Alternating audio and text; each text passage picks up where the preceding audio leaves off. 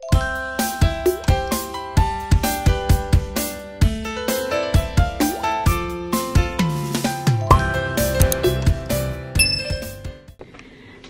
Saturday, everyone!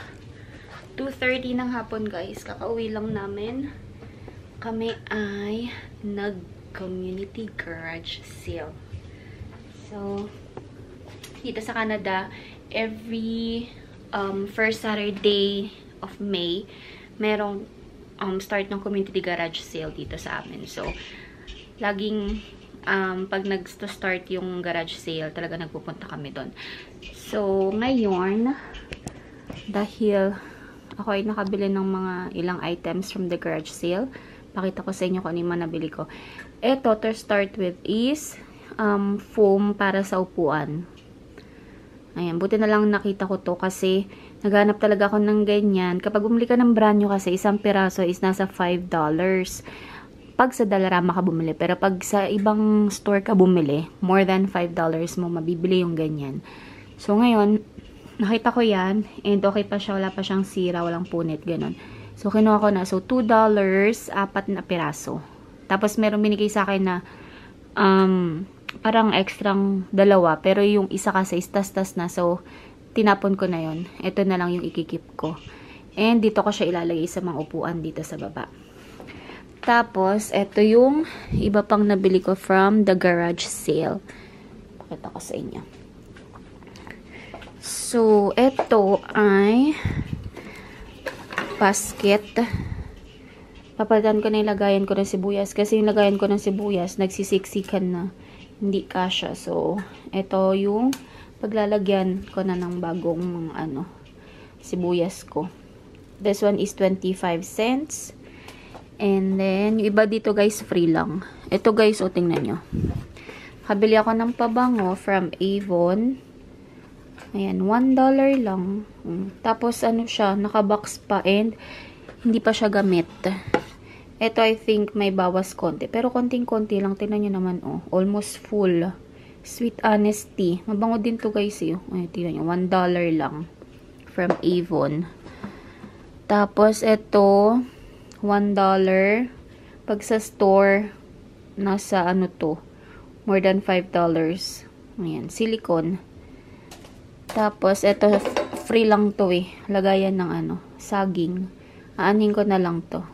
Hugasan ko na lang. Tatry ko tanggalin yung kalawang. Tapos, ito ay lagayan ng mga utensils. This is $2. Ayan. So, para alisin ko na yung yung nandun, Kasi masyadong madami yung mga nakalagay doon. So, pag-iisahin ko na lang siya. And this one, 75 cents. Tissue holder. Ayan. Tapos, lilinisin ko pa naman itong mga to. Ito, free lang. Kinuha ko. Chopping board. Pero, aanhin ko na lang. Gagawin ko na lang laruan ni Raven pag naghihiwa-hiwa ng mga clay dough. So, ayan. Ito ay ano bang tawag dito? Cheese board set. Ano ba yun? Yung kapag gagawa ka ng charcuterie ba yun? Basta yun na yun, guys. Ayan. $1 lang. $1. So, ito, syempre, hugasan ko to. Para pag New Year or Christmas, pandagdag handa at design. This one is brand new. Levi's for Ate Ravi. Yan, XL ang size. And last one from the garage sale is etong wooden tray. Naghanap talaga ako ng wooden tray, guys. Ilalagay ko siya dun sa may sa may cabinet para hindi siya yung hindi siya yung sabog-sabog dun. At least dito siya, malapad. Malalagay ko lahat ng mga dapat kong ilagay. So, ayusin ko. Papakita ko naman sa inyo, guys, kung saan ko saan ko siya ipupwesto. Yan. So, home sweet home. $3 ko nabili to. So, ayan. Yan lang naman yung akin nabili from the garage sale. Sobrang ganda kasi ng weather. Parang nasa 27 ata. Diba? Perfect timing for garage sale. Pinanasan ko na yung mga, pillow chair. Itong mga to. Nasan ko lang ng wipes. Tapos, sprayan ko ng antibacterial hand spray. From, ano ba? From Bath and Body. Para mabango-bango siya. Ayan, sprayan lang natin. Ayan. 4 to eh. So, yung chair dito is 3. Lalagyan ko ng tig-isa-isa. Tapos yung isang chair kung saan si Raven umupo, dodoblihin ko. Gagawin ko ng 2 yung sa kanya. Ayan.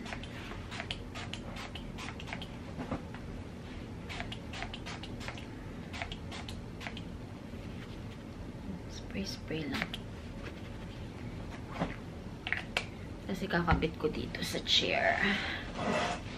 Ayan.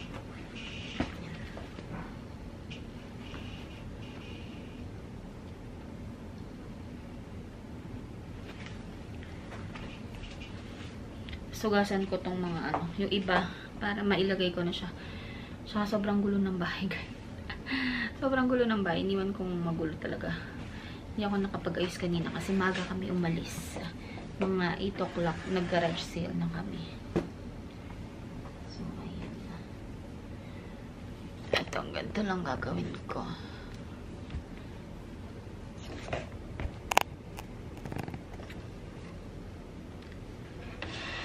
Kita niyo ba? So, tatali ko dito para hindi siya dudulas. Kaya siya may ganito kasi. Tinatali.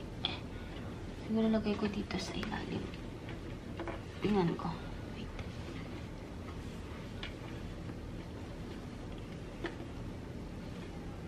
Yan. Ganyan lang siya. Kabilaan.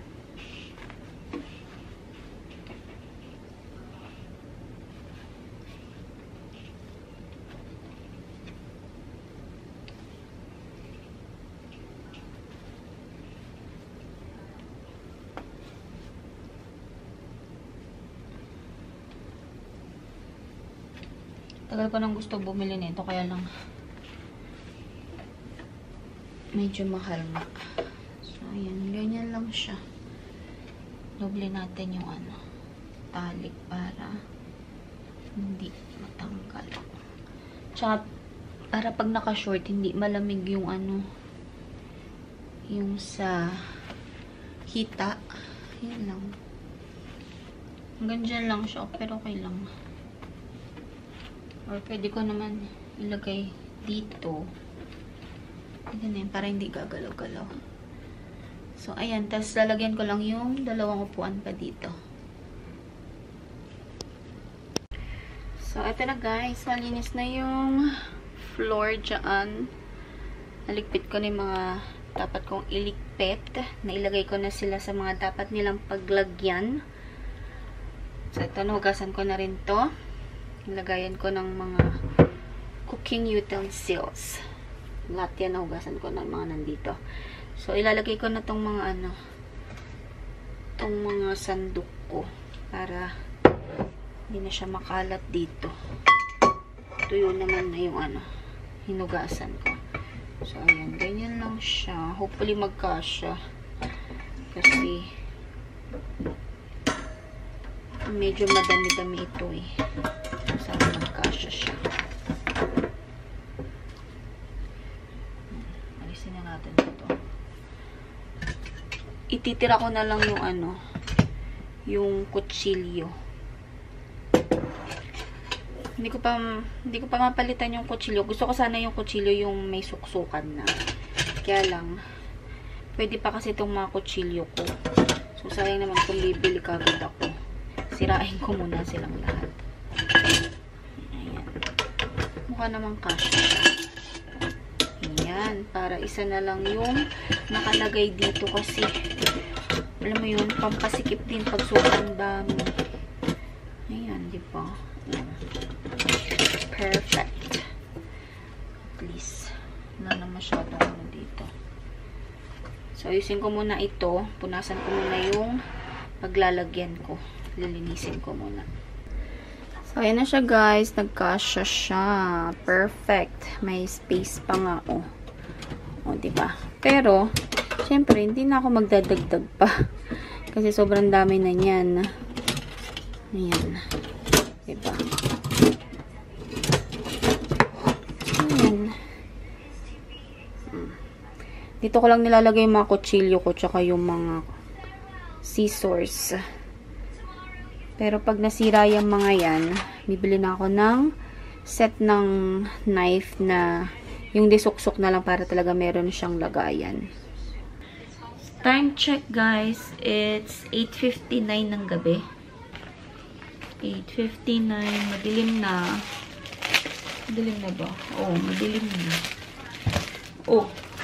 So, magpapalit lang ako ng wallet kasi yung wallet ko ay give up na guys. Tingnan nyo naman, oh, nasisira na. Ayan. Tapos, ang hirap na siyang ano. Ang hirap na niyang i-zipper. Bumubuka na talaga siya. Sabi ko before, papalitan ko siya kapag talagang sirang-sira na. As in, yung hindi na talaga magagamit. Para hindi nakakahinayang. So, ngayon, since, ano na nga siya, since bumubuka na siya, kahit hindi siya makapal, kahit walang mga coins sa loob, wala na. Talagang hindi na carry. Ayan o. Magpapalit na talaga ako. Pakita ko sa inyo yung nabili kong Michael Kors na wallet. Yung maliit lang yung binili ko kasi diba ito yung before ko. Tapos pag nag-Lululemon ako na bag, ito lang yung nailalagay ko. Tapos konting mga kung anik-anik lang. So gusto ko magpalit ng maliit. So ayan yung pinalit ko from MK. Tapos color ano siya. Parang color maroon na may pink. Ayan. Dito ko sa kabila. Ow! Nakikisali ang baby. My goodness. Dirty yan na. Do not touch that. Do not touch this one. Tapos, since malit nga lang yung wallet, bumili ako sa Shein netong ano. Parang mga card holder. Ayan. Hindi ko pa alam kung mag-work siya dito sa maliit na wallet. Kung hindi, di wala. Di no choice. But we'll see. Dito ko siya ilalagay. Tingnan ko kung pwedeng ganito ang gawin ko. Kasi konti lang yung may lalagay mo na ano na cards dito sa wallet. So, 1, 2, 3, 4, 5, 6, 7. So, 7 lang. 7 na cards lang pwede mo ilagay dito. Tapos, maganda lang dito din kasi merong lagayan ng bill. Ayan. May lagayan siya ng bill. Tapos, meron din lagayan ng coins. Pero, konti lang yung may lalagay mo na coins. Hindi pwede yung coins na pagka dami-dami na sobrang kapal na kala mo, masisira na yung ano. Masisira na yung lagayan, zipper. So, ayan. May coin purse din siya. So, meron din akong coin purse dito. So, bala kong ilagay doon yung mga coins para hindi masyadong masira. Yun naman yung aking new wallet. So, ilalagay ko lang tong mga to. Ayusin ko. And then, bataan ko kayo kung mag-work yung mga nakalagay dito sa big wallet ko, dito sa small wallet. So, update tayo sa aking wallet, guys. Ito na siya. Nailipat ko na yung mga dapat kong ilipat. Cards, IDs, coins, bills, andito na siya lahat. Pero, medyo bulky siya talaga. Ayan o. Kita nyo ba? Kasi nilagay ko lahat ng coins ko dito. Hindi naman siya ganun karami kasi nga kanina nag-garage sale kami, diba? So, yun yung binayad ko dun sa garage sale. So, kapag nadagdagan pa yung coins ko, hindi ko na siya pwede ilagay dito kasi baka masira na yung zipper. Baka bumuka na naman. So, ngayon, ganito na lang muna. At least, naisasara ko pa naman siya. Bala ko kasi talaga, coin purse dito. Or I mean, coins dito sa aking coin purse. Kaya lang, since meron akong extra mga cards, like, andito yung mga gift card, points card, mga kung anik-anik na mga rewards, ganun. Kailangan ko siyang dalhin. Especially pag mag-grocery ako. Kailangan ko ng mga points card. So, hindi ko to po pwedeng iwan. And hindi rin naman po pwedeng ilagay ko siya lahat dito. Kasi sobrang kapal niya na. Kaya, ayun. Dahil nagkasya yung mga coins ko dito. So, ito na lang muna aking gagamitin. Pero, hopefully, makanap ako ng ng coin purse na kakasya ito. Para, at least, hindi ko ilalagay lahat ng coins dito kasi baka masira. Sayang naman din.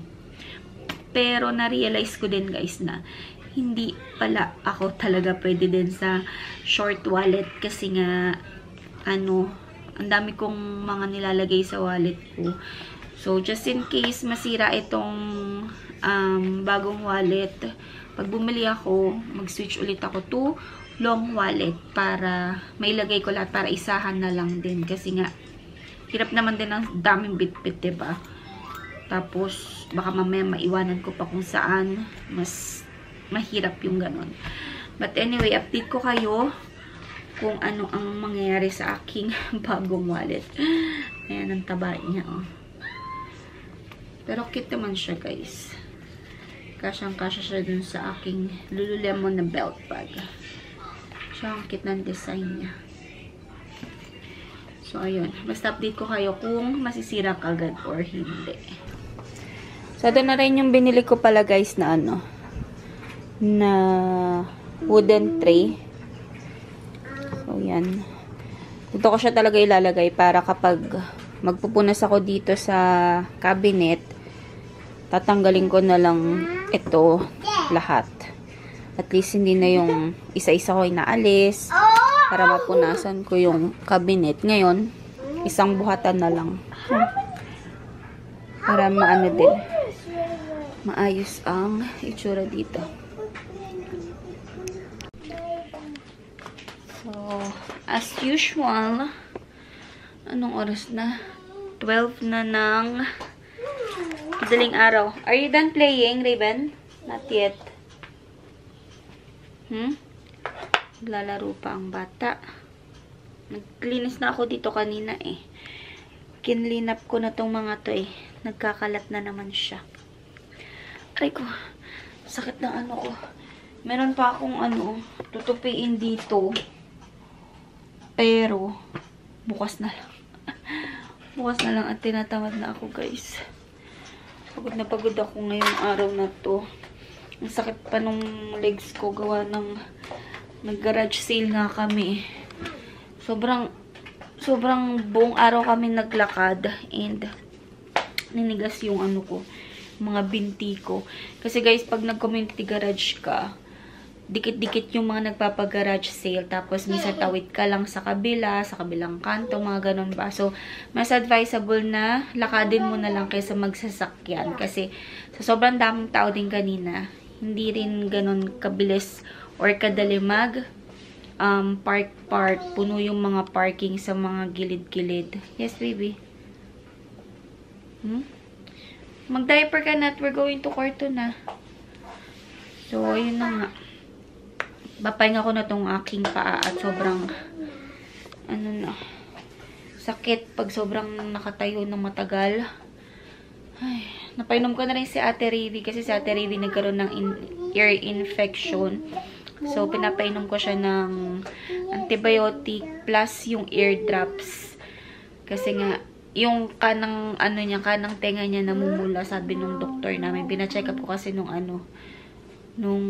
kailan ba? Kahapon. Pina-check up po kahapon. So, binigyan siya ng antibiotic tsaka ng ear drops. Pangalawang araw niya pa lang today. Pero, hindi naman na ganun kaano sa kanya. Hindi na siya ganun ka-irritable katulad kahapon na talagang hindi mo siya makausap ng maayos. Ngayon, medyo okay-okay na rin. Naputol na naman habang nagsasalita ako. Nalobat kasi yung yung battery.